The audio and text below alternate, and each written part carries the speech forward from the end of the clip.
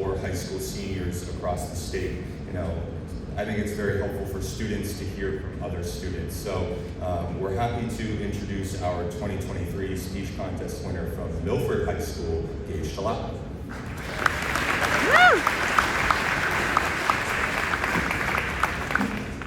Good morning, everyone.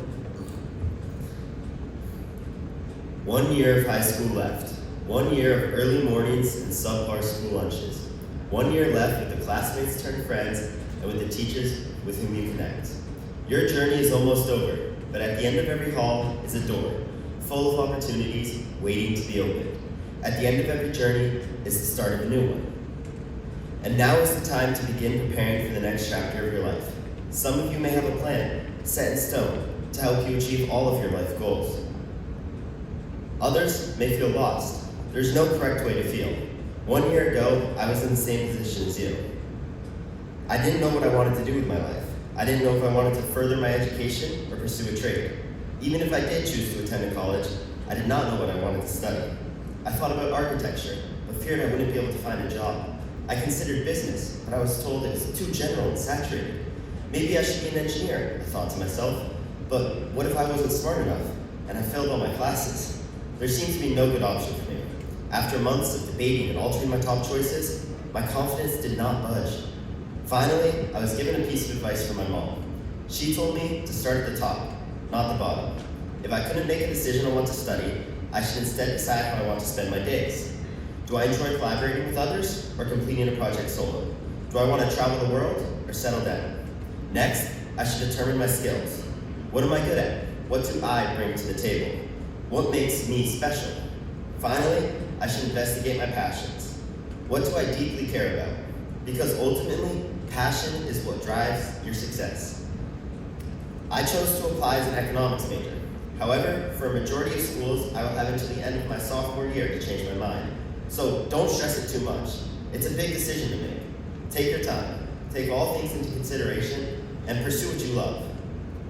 Unfortunately for me, that's not the only obstacle I faced. In fact, it's just a speck of sand in the paradise we call the college application process. I had to gather recommendation letters, take standardized tests, tour schools, and choose where I wanted to apply. I had to fill out my common application, write essays, and write more essays. I had to interview alumni and admissions officers and apply for scholarships on the side because, trust me, college isn't cheap. With all that being said, this process does not have to be stressful. It will always be difficult at times, but the sooner you start, the more time you have and the less stress you will put on yourself. So don't wait. Ask your teachers or counselors for a letter of recommendations before summer break. Begin exploring essay prompts and writing rough drafts. If you choose to take standardized tests, do it sooner rather than later. I took the SAT 3 times, once in March, and although I wasn't satisfied with my score, I didn't take it again until October and then again in November. This mistake had me juggling more than I should have. 3 AP classes, soccer, college applications, work, and studying for the SAT. So do your future self a favor and get it done now. And even if you don't get a phenomenal score, even if you aren't in the top % of test takers, don't discard this part of your application just yet. If your score is within the average range of your targeted school, I recommend you submit it. The more information you can give the admissions committee, the better they understand you and your story, and the more likely you are to be accepted. When you eventually reach this milestone, your joy may turn to despair at the sight of your tuition cost. The reality is, most of us can't afford college, but there are many ways to reduce this cost to ensure you graduate debt-free. The cost of college begins at the application process. When applying to schools, always be searching for application waivers. You may be emailed a waiver for touring a school, attending a webinar, or just because it's the holidays. When submitting your standardized test scores, check to see if your school allows self-reported scores. And most importantly, submit your FAFSA. Do not miss the deadline, because this is how you'll be awarded federal aid. After that, you can begin exploring scholarships. Many schools have a merit deadline as well, so be sure to submit your applications before then. You may also be given the opportunity to apply for outside scholarships.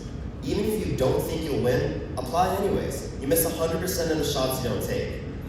Lastly, choose a school you believe has the best value for you. Name recognition, although impactful, only really matters for the very best universities. In-state schools and community colleges are a fantastic option for many, as they offer the most affordable education. With all this information, you may be feeling overwhelmed, which is why I recommend you start a spreadsheet to track everything. Not only does it ensure you never miss a deadline, it can also act as a reward when you finally receive your decision and you mark that school as accepted. Thank you.